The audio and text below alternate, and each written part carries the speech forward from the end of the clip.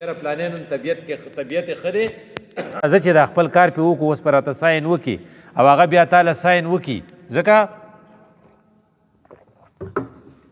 وشو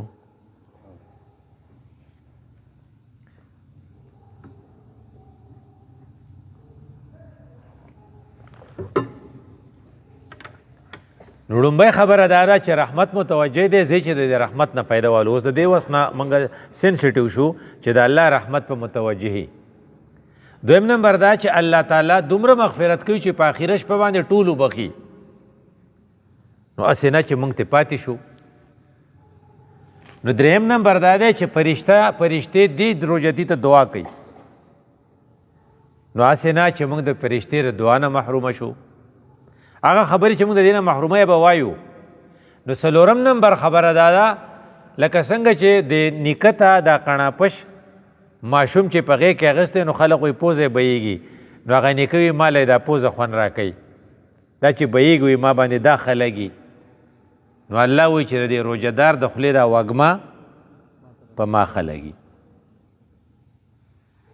نو هغې دپاره چې الله تعالی تا ته وایي چې ستا خو دا وږمه په ما باندې ښه لګي چې د دې نه ته اخوا نه شې نو دا یو څو خبرې دي چې دا ته په ذهن کې کېږي چې د دې یو فایده دا ده او بله خبره دا ده چې جنت تا دپاره به تیارېږي هغه ته حکم میلو شي چې زما بندیانو له تیار شه نو دا پنځه خبرې داسې دي لکه مثال په طور باندې وایي چې لکه جنت کې ډیکوریشن کیږي وایټ واش کیږي ولې بوکینګ شروع دی نو تاله به جنت بوک کوي نو چېرته د دې نه محرومه نه شي پنځه خبرې دي نمبر 1 رحمت نمبر 2 مغفرت نمبر 3 فرشتے کی دعا نمبر 4 تمہارے خلے کا وگما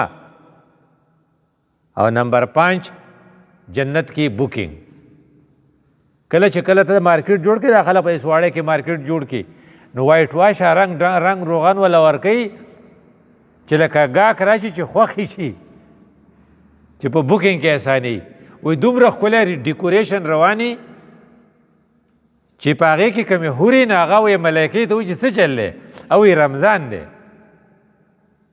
نو د رمضان کې ورته تیاري کوي نو کوم څیزونه چې تا له دې نه محرومه کوي هغې ته وایي بې قدري په ذهن کې دا خبره کېده چې دا رمضان په حقیقت کې د الله تعالی سفیر دی دا هغه رالیږلی دلته نو د سفیر چې چا توهین وکړو نو نایک ډېر خفه کېږي چې ګوره ما سړی لیږلی او دی بېعزتي وکړه او رسول الله صلی الله علیه وسلم هم بعضې جنګونه په دې شوي دي چې د هغه سفیر یې قتل کړی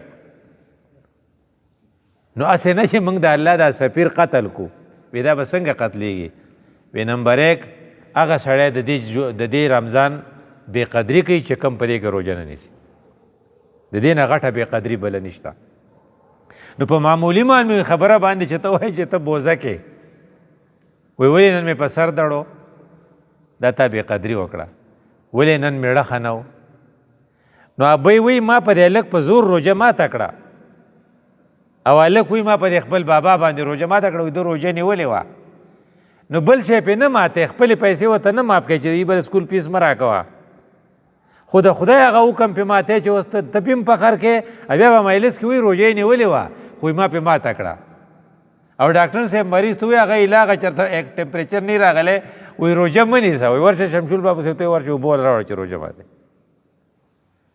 دا په حقیقت کې بې قدري ده تر څو پورې چې یو حاذق یعنې هوښیار او متقي ډاکټر صاحب فیصله نه کړي چې د زندګۍ ته خطره ده نه یې پورې ته ولې روژه په خلقو ماتې پېښور ته ځې وایي چې زما به زه نن نیسه ولې په سفر کې روژه نشته نو نیکه بیا به یې نیوی شي ته خو چې په روژو کې روژه نشي نیوی نو په بوزه کې به تاسو روژه ونیسئ په بوزه کې خو روژه نیول د ټول نه ګران کاري نو غټه بې قدري دا ده چې یو سړی او که چا روژه ونه نیوه نو د رسول الله صلی الله علیه وسلم د الفاظ چې دي که نه ته به حیران شي چې کوم سړی چې روژه ترې پاتې شي او هغه بیا دا روژه نیسي نو وایي من افطر یوما من رمضان من افطر یوما من رمضان من غیر عذر ولا مرض څه خاص وجه نه وه او د روژه ونه نیوه نو هغه وایي چې لم یقضه صیام الدهر و انصامه لایف لانګ یعنې عمر له که دی روژې نیسي دا بدل نشي پوره کولی لکه د رمضان روژه خو هم د 12 ګنټې ده بل ورځ خو به هم ته 13-14 غنټې ونیسې خو دا کمی نه شي پوره کولی. نو چې چېرته دا چر ونه شي چې روژه ده نه چېرته پاتې شي، دا بې قدري ده. نو موږ به د اوس نه اراده کوو چې هر څه چې یو میکسیمم ایفرټس به زموږ دی. موږ ډېر کم خلق لیدلی چې د روژې نه مړه دی، پلاني روژه نیولې ونه ځکه مړ شو. دا ټیک ده چې هغه په سفر کې ځي او هغه ډېر خراب سفر او ډېره ګرمي، هغه سیسټم خو په ایر کنډیشن کې ته اوس روانې په اے سی کوچ کې. دویم نمبر د دې بې قدري دا ده چې ته شور دې رخ کړي چې یاره ډېره ګرانه روژه ده. نو یاره خو ډېرې ګرانې روژې دي. نو یو کس موږ چې پخوا نوې روژې شروع کړې، نو یو کس ویل چې دا روژه پکې نه وی. نو چې دا ته اکسپټ کې قبوله یې کې او چېرته دې پړه کې دا نه چې دا ګرانه ده، بلکې چې ته وایي دا خو د خدای لوی رحمت دی. دې دپاره خو ما په شعبان کې او په رجب کې څه دعا کړې وه؟ اللهم بارک لنا فی رجب و شعبان و بلغنا الرمضان. زه خو دې ته پته وم، زه خو د خدای ډېر زیات شکر ادا کوم چې ما ته د روژې توفیق راکړو. حضرت علی رضی الله عنه وایي چې دا دوه څیزونو ته ګورم نظام چې دا امت واقعي جو دوزخ ته نه ځي جنت ته به ځي. یو قل هو چې خدای را لېږلې ده صورت اخلاص، او یو چې دا روژه یې پې فرض کړې. د روژې نه داسې پته لګي چې الله تعالی دا بیایي. ځکه دې لپاره یو سپیشل دروازه مقرره کړې ده، هغې دروازې ته څه وایي؟ باب الریان ورته وایي. نو چې کله خلق ډېر شي که نه، تاسو ګورئ که د پیر په ورځ باندې چې تاسو د پېښور ته ځئ نو د دې غاړې دا فلو ډېری، ځکه چې خلق اتوار چوټۍ له راغلي، نو هغو دا موټروی دا د دې دا انټري نه ده د پېښور ته، دی بړاو کړي او د پېښور نه هغه راوتی وړوکی کړی. ولې دا فلو ډېره ده. نو چې کله فلو ډېری نو هغې له خدای پاک سپیشل دروازه جو ریان یې وله ځکه جوړه کړې ده چې د دې خلقو به فلو ډېری. او بیا دا ده چې کله وایي که نه وایي چې موږ په ایرپورټ باندې کوز شو، نو هغه مقامي خلق چې وو او په 15 منټه کې فارغ شو، ځکه د هغو چیکینګ خو نه و که نه. د بار نه چې کومې سورلی راغلی وې نو هغې چیکینګونه هغه ډېر سات ایثارو. نو دا روژې والا داسې ښکاري چې د دې چیکینګ به نه وي، خو دوی به په دې باب الریان باندې زر وباسي. نو نور د دې نه اخوا نور ته څه غواړې؟ نو چېرته چې دا دې را نه شي، چېرته پړه کې دې دا را نه شي چې یاره دا روژه ګرانه ده او په ما روژه لګېدلې ده. موږ خلقو ته وایو که چې روژه یې اخیستی یم نه پسې. دریم نمبر خبره دا ده چې په دې روژې بې قدري دا ده چې ته د ماښام مونځ ځکه دې امامتی نه کوې چې افطاري دې کوله. ایا ته بدقسمه دی چې نسوار دې پسې اخیسته؟ ایا تا سګرټ ولګاو نو بیا دې وایي چې ماخوستن سره به یو ځای مونځ وکړم؟ نو د ماښام مونځ کو ته د افطاري د وجې نه، لکه دا مونځ څه روژه قیمتي ده، داسې د دې دا مونځ ډبل تربل نه او یا پیرې قیمتي دی که نه 70 مرتبه فرض به د 70 فرضو برابري. نو چې دا ستا نه پاتې کېږي نو دا ته بې قدري کوې او د سفیر بې قدري چې ده نو په هغې اچھا چاره لېږلی پې خفه کېږي. که ته د سهار مونځ د دې وجې نه نه کوې چې ته په پېشمني له پاسېدلی وې، پېشمني نه پس ښکته پورته شوې کور او جومات ته رانلې، نو دا بیا تا بې قدري وکړه. دا هم یو بې قدري ده چې ته د خلقو په کور کې د لوی واړه راایسار کړي، نو ته ایز نارینه ټوله ورځ په سواړی کې په سودا پسې ګرځې چې ماښام به روژه ماتی په څه کوو؟ نو پلاني میان ښه دي، د پلاني کباب ښه دي، د پلاني پکوړې ټولې ډېرې ښې دي. نو ته خو په بازار کې ټوله ورځ ګرځې او ستا زنانه چې دي هغه ټوله ورځ په کچن کې. نو چې د الله دین له به کله عبادت له به څوک وخت ورکوي؟ دا هم بې قدري ده چې ته وایې چې یاره روژه ده نو څه کوو؟ نو اوده به شم، نو تر ماښام پورې اوده جو بیا راپاسې. او دا هم بې قدري ده چې د شپې به مونږ کرکټ میچ ارینج کوو. نو کم خلق چې په ګراوند کې د شپې میچونه ارینج کوي، نو رسول الله صلی الله علیه وسلم خو ته په شفاعت په تمه او هغه وایي ان الله فرض علیکم، د ورځې په تاسو څه روژه فرض کړې ده، وسننت لکم قیامه، او ما د شپې په تاسو تراویح مقرر کړي دي او اوږدې تراویح به یې کوې، بیا به تهجد له پاسې، بیا به په هغې ځان پوه کوې. نو په هغې کې خو کرکټ نه کېږي. نو چې ته کرکټ کې د شپې سپیشل میچونه د دې دپاره کې فلډ لایټ دې لګولی دی، دا مطلب چې ته د روژې بې قدري کې. او د روژې بې قدري چې ته کې نو الله چې خفه شي. نو یو خدا ده چې پلانی سړی سپیره دی، د دې نه بل غټ سپیره سړی چې د په فرشتو کې غټه فرشته څوک د جبریل دی، په انبیاو کې اوچت پیغمبر نبی رسول الله صلی الله علیه وسلم دی، نو چې هغه خیره وکړه چې ورک دي شي هغه سړی چې هغه ته د رمضان میاشت میلاو شوه او هغه پکې خپل رب باندې خپل مغفرت ونه کو او رسول الله صلی الله علیه وسلم آمین. حالانکه رسول الله صلی الله علیه وسلم په امت څومره مین دی نو چې د هغه د خیرو مستقر چې بیا به صحیح د دې نه بله غټه دغه شته وایي چې من حرمها فقط حرم الخیر کله. ته دومره سپیری چې د دنیا د ټولو خیرونو نه محرومه شوې نو محرومه کېږې به نه چې ته ټوله ورځ ودی او ته شپې په کرکټ کې، نو خو مطلب چې ته نه کوې که نه. او بل یو حدیث دی او ډېر عجیبه دی، ثنا الله مولوي صاحب کو بیا ماته حواله خو ماته نه ده معلومه، خو لکه الفاظ یې دا دي چې رسول الله صلی الله علیه وسلم وایي چې په مینا کې دا خبره کړې وه چې اذا کان یوم القیامة انا واقف عند المیزان، د قیامت په ورځ به زه تلې د میزان په خوا کې ولاړ یم. نو ګوره الفاظ ته ګوره، فیؤتی بشاب من امتی، زما د امت یو ځوان به راوستی شي. اوس د ځوانانو په باره کې د دې علماو او اکثرو خلکو ګیله دا ده چې دوی فرض وکړي نو منډې کوي، سنت پکې نشته.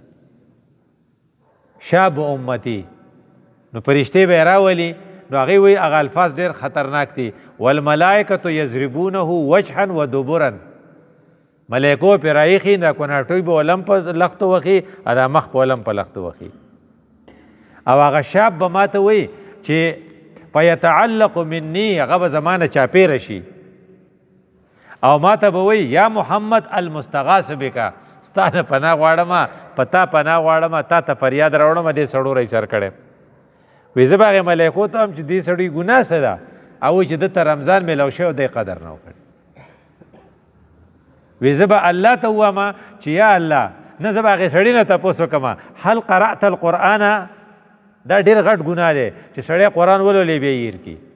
وی هغه به ما ته په جواب کې وایي تعلمته ونسیته، ما هیر کړی، ما نه بیا هیر شوی.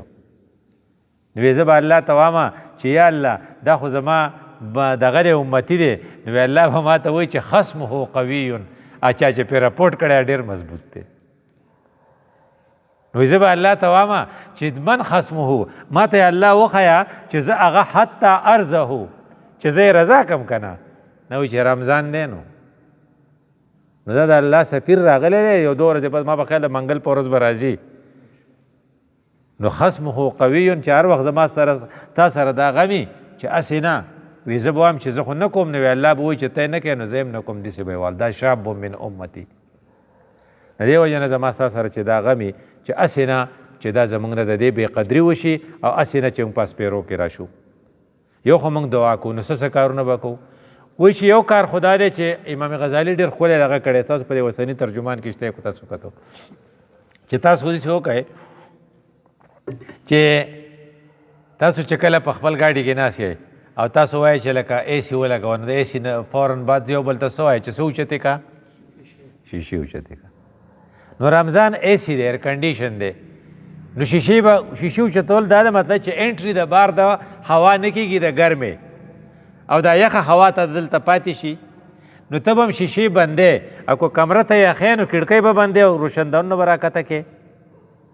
نو دغه شان یو څو کړکۍ امام غزالي خو ولي، نو وایي دا به بندې، نو بیا به ستا د رمضان دا ټنډک کار کوي. وی لومبنۍ شیشه چې ده هغه ده چې سترګو باندې د ګناه انټري به نه کوې، با حیا نظر به ساتې، بې حیا به نه او د ګناهونو اکثر د سترګو د غلط استعمال نه. نو یوه خبره به دی چې بد نظرۍ نه به توبه کو، دا به بند کو. بد نظري چې بنه شوه نو سیکشوال پرورشن، جنسي بې رحروي اټومیټیکلی ختم شي. دی وجینو یغضضن من ابصارهن او یحفظن فروجهن او غضوا من ابصارکم واحفظوا فروجکم. دا یو بل سره تړلي دي چې دلته دی ورانې نه و نو ښکته بیا ورانې نه وي. نو د سترګو حفاظت به کوې، دا کړکۍ به بندې. چې کله دا کړکۍ تا بنده کړه چې که ته فیسبوک ګورې، که ته ډرامه ګورې، که ته ډایجسټ ګورې او ټوله ورځ په دې باندې روژه لنډې، نو ته بې قدري کوې. نو خو د سترګو حفاظت نن سبا خو فیسبوک کې خو بیا ډېر ګران دی. او دویم نمبر حفاظت چې دی هغه د ژبې دی، دا بله انټري ده. کمې په کړکۍ چې دي دویمه کړکۍ دا ده، نو په دې باندې به ته څه وایې ومن لم یدع قول الزور والعمل به. نو چې ته دروغ وایه، په دروغ کارونه کې نو الله وی فلیس لله حاجت ان یدع طعامه و شرابه، اگران کار دې کړی خوراک څښاک دې پرېښی دی دا نشي پرېښودی، ما ته د دې هېڅ ضرورت نشته. نو دویم نمبر احتیاط په دا کوو چې دا خپله ژبه په کنټرول کې کوو. مونږ کله کله هسې وایو لکه ما یو سړي خبره کوله نو ما ته یې وی دا لوی د خنزیر زوی دی. نو ما ستا سره څه ثبوت دی؟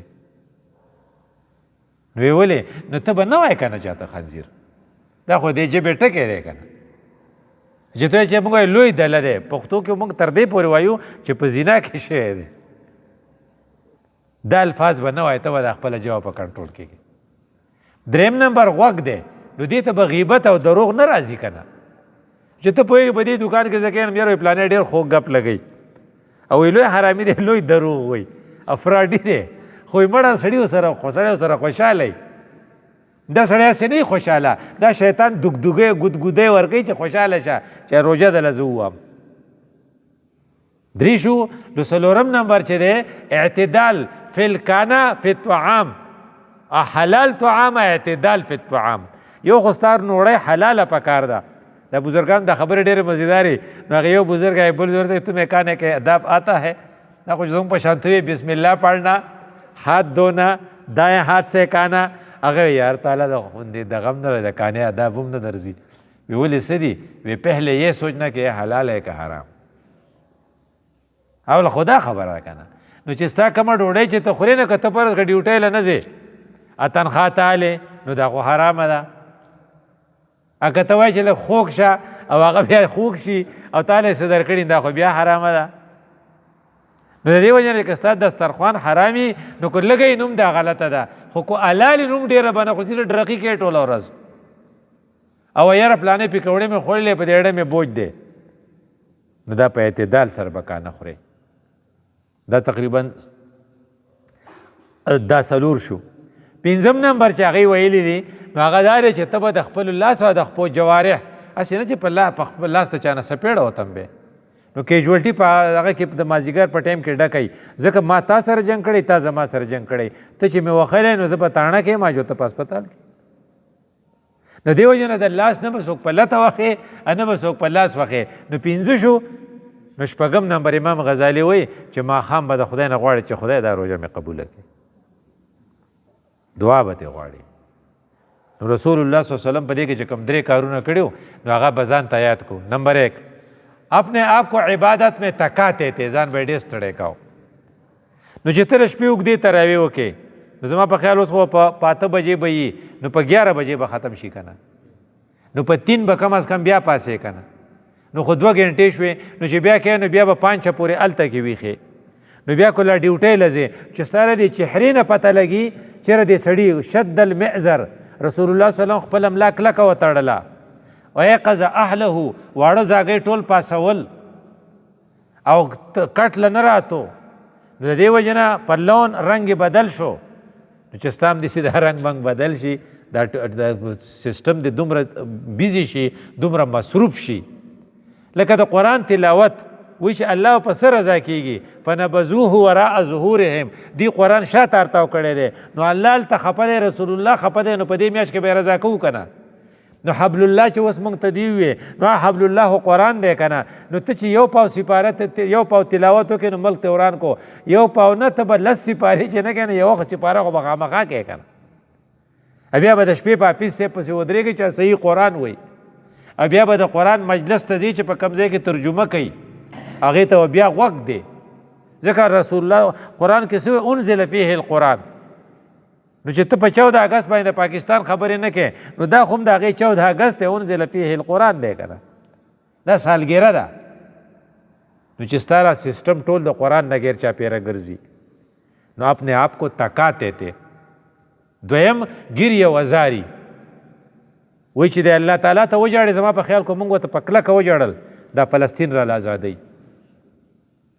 ځکه چې یو خبره خو مشهوره ده هغه چې حجاج ابن یوسف خو به خلق واجو نو 1,20,000 صحابه یې وژلي. نو چې راغلی دی نو حافظ صاحب په حرم کې ادب طوافونه هم ډېر کول، نفلونه به هم ډېر کول. دې ظالمان بادشاهان چې کوم تېر شوي دې به تلاوت هم ډېر کاو. دا مروان چې دې اوسوي دې به ډېر شی تلاوتونه کول په مانځه کې دننه، خو وراني او ظلم خو به یې کاو. نو دی به ده به تله دی چې طواف کوي نو هغه حافظ ولاړ دی یعنې نابینا نو هغه وایي خدای پاکه ماله دا سترګې ټیک کړي نو دی ورته وایي که دا سترګې زه طواف خلاصوم که دا سترګې ستا نه وي ټیک شوی نو زه دې وجنم نو د هغه کې خو څه شک نه وه خو هسې 120,000 وژلي وو نو هغه غریب هلته کې یېرېدلی دی چې یېرېدلی نو سپایي پې ودرولی چې دی چېرته ونه تښتي نو هغې غریب به د ډډه د ویښه څومره دعا کړي چې خدای پاکه اوس خو مې په وجنې نو هغه تا ترې غوښتلې نو خدای دله سترګې ټیک کړي یونس علیه السلام چې پیغمبر دی او هغه وایي چې عذاب به راځي چې لاړ شو نو هغه بیا مختورن لفظ ووایه چې راغی نو عذاب واپس شو نه وی دا مخلوق داسې راووته داسې ما ته وجړل نو دې ته به ته به اریان شې که نه وایي چې زما ما نه دعا غواړئ زه به قبلوم نو په دعا خوشحالیږي نو ما تا به دعا ته کار ووایو تاسو به حیران شئ چې کوم د بن اسرائیلو هغه قصه کوي د بن اسرائیلو ډېرې خوږې خوږې قصې اوس زموږ سره ډېر زیات جنګ دی نو سړی خفه شي وایي چې کله دغه او د موسی علیه السلام په زمانه کې دی نو اوس یو سړی دی نو هغه دغه دی د موسی علیه السلام ته وحی وشوه چې دلته کې زما یو بنده مړ دی او ډېر زیات نیک سړی دی او ته لاړ شه ویلم به وه بیا پې جنازه وکړه او بیا یې ما ته حواله کړه الفاظ یې داسې دي او په دې خپل قوم ته اعلان وکړه چې څوک د ده په جنازه کې شریک شو نو دی به هغې به زه وبخم هغې ټول ګناهونه به زه معاف کړم جو موسی علیه السلام چې اعلان کړی چې څومره خلک به راغلی جنازې له او هغه د ګیټ نه بار لکه د کلي نه بار چې دې پسې ورغلي دي او هغه یې کتلی دی جو دې خلقو ورته ویې چې دا خو زموږ د کلي هغه سړی دی چې دا ډېر بدکاره او دی موږ د کلي نه شړلی دا څنګه داسې دغه شو جو موسی علیه السلام الله پاک ته چې الله پاک دا څنګه مسله ده هغه وی چې موسی ده وی رأى یمینا و یسارا یو خوا بل خوا وکتل نو لا ملجأ ولا مرجع اسم نو ما ته یې بره وکتل نو ما ته وی الهي عبدکه زه خو ستا بنده یم نو که ستا زما په سزا ستا په حکومت کې اضافه راځي جو راکراله خو که نه راځي زما خو هېڅ حکم نشته زما صرف تی او تا ویلی دی چې انت قلت چې انت انی غفور رحیم نو یې دوره د ډډه د ویښه ما ته دعا وکړه چې که ده ویلی چې ټول ګناهګار معاف که نه ما به هم معاف کړي نو موږ خو ډېر ګناهګار یو شاید چې د هغه نه بخو ځکه د کلي نه خو لا چا نه یو او د کلي نه خلقو ځکه نه یو ایستلي چې زموږ دا ګناهونه ورته نه دي معلوم نو د الله نه تمه کوو چې موږ ورته وجاړو د ډډه د ویښه ورته وجاړو دعا ترې وغواړو ګیرې او ازاري او دومره په ویښ وغواړو چې موږ له فلسطین او حماس زموږ نه هیر نشي په دعاګانو کې د دې وجې نه یو څو احتیاطه به کوو یو دا چې موږ به د فرض منځونه د امامتۍ سره کوو یعنې دا هسې وایي خلک خو کوي نه تکبیر الله سره به یې کوو دویمه دا چې وایي چې په دې کې 4 کارونه کوئ د دوه خو جو ستاسو پکې خیر دی او دوه نه ستاسو ناچاري ده حدیث دی نمبر 1 سره لا اله الا الله ډېر وایي تحلیل کثرت تحلیل دا لا اله الا الله به دې چې لا اله الا الله لا اله نه لا اله الا الله په غور به یې وایي ستا دا اړه چې دا چیمبرز چې دي که نه دا د الله دا نوم چې دی په دې کې هم 2 چیمبرز دي او د هارټ کې هم 2 چیمبرز دي نو د الله دا نوم ستا د اړه له دې چې ورشي جوخ بیا ستا اړه چې درځېږي نو الله وایي نو چې ته لا اله الا الله نو دا چې په دومره پیرې وکړي چې لاکو پیرو ته ورسي 100 پیرې خو کم از کم دي که نه او آسان هم دی تاسو په دې کې تحلیل ډېر وایي او په دې کې استغفار ډېر وایي په تحلیل کې خدای دی چې ته سوچ کر الله طرف ته لا اله الا الله محمد رسول الله سره چې یو پیره نیموي که نه ځکه د ذکر په بنیاد باندې لا اله الا الله سفیشنټي د شهادت دپاره لا اله الا محمد رسول الله وي او دویم استغفار چې وایي نو استغفر الله ربي دا من کل ذنب نه دی دا شی قیمتي دی چې تا هغې ته توجه ورکړې چې هغه په سکول کې ما کم زیاتی کړی رډګر په سکول کې چې ما سبق وی اما چې دی هلک نه پنسل پټ کړی موږ ډېرو خلقو نه مختارنامې پټې کړي دي ځکه چې موږ له ووټ نه راکړی. هغه خو مختارنامه د ملایانه رالیږلې وه او ما یې چې لکه چا پلاني دی چې دې ووټ نه یې راکړی سیرې یې کوله. موږ ډېرو امانتونو کې خیانتونه کړي دي چې دې ته ستاپي کړي. موږ په دوبۍ کې مرانې کړی دی او موږ په ملیشیا کې د چیني سره هم دوکه کړې ده، پیسې هم ترې راته چې سته هغې ګناه ته سوچ وکړې چې پلانې ګناه راته معاف کړي. نو هغې کې ډېر خوږ الفاظ دي چې عیسی علیه السلام ته خدای پاک وحی وکړه چې عیسی ما ته 3 څیزونه راکړه نو زه به تا ته هر څه درکم. هغه څه من بدنک خشوع، من بدنک خضوع، ومن قلبک خشوع، ومن عینیک دموع. 3 څیزونه چې ستا په زړه کې خشوع راشي، ستا په بدن کې عاجزي راشي، بدن زړه. بدن چې عاجزه شي دې ته خضوع وایي، خې غداد واو عین، او زړه چې دې ته خشوع وایي، او د سترګو نه چې کوم راوځي دې ته دموع وایي، وینه دا ووښکه. ته دا 3 راکړه نو چې ته په دوا کې دومره جوور لاړ شې چې ستا په سترګو کې ووښې راشي. او هغه دوا چې ته کوې د دوا سپیسیفیک ټایمز چې دي چا چېرته میس نه کوي. او د ټولو نه غټ سپیسیفیک ټایم په دې روژه کې چې دی هغه د افطاري وخت دی. هسې نه چې ته په کجوره په شربت باندې کور جنګ راخ کړی چې دې کې خو تاسو چیني ډېره کړې ده او ستا نه دعا پاتې شي. نو دعا په دغې وخت کې، دعا د چربانګ په وخت کې، او دعا د زړه د اخلاصه په دې کې کول چې دا ته وکړې. نو وایي چې تاسو څه چل وکئ؟ 2 کارونه کوئ، یو تحلیل او یو استغفار. او 2 کارونه داسې چې کې ستاسو ضرورت دی، د الله نه جنت غواړئ او د جهنم نه پناه غواړئ. نو دا زما ستا سره یو 2-3 ورځې دي. اخري عشره د دې چې دا چې ته سپیسیفیکلی ستا سوچي په دې کې بیا ته بیا لاړ شوی چې ته نه رضا کېږي جو زه نه हटावेगम. अगर आप राजी नहीं होते तो मैं हटता नहीं देता एहतिकाफ हुई. چې کم از کم اعتکاف ته په خپل محله کې یا اجتماعي اعتکاف وکړي او په هغې کې لیلة القدر دی، هسې نه چې هغه درنه مس شي. د دې لپاره به تیاري کوو. دې ته وایي د رمضان تیاري، دې ته وایي استقبال رمضان. اقول قولي هذا استغفر الله لي ولكم ولسائر المسلمين.